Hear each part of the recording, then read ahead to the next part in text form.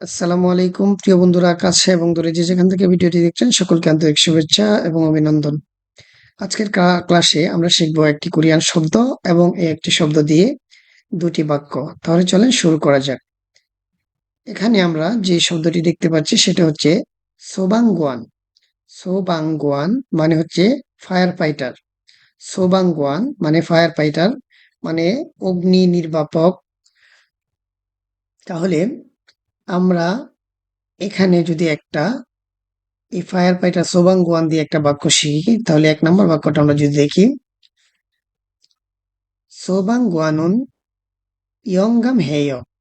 সোবাংগুয়ানুন ইয়ংগাম হেয়। সোবাংগুয়ানুন ইয়ংগাম হেয়। ফায়ারম্যান সাহসী বা ফায়ার ফাইটার সাহসী। সোবাংগুয়ানুন ইয়ংগাম হেয়।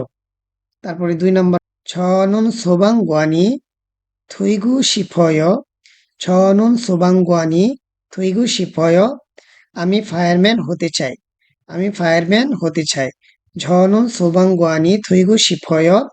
আমি ফায়ারম্যান হতে চাই বা ফায়ার ফাইটার হতে চাই। ধন্যবাদ।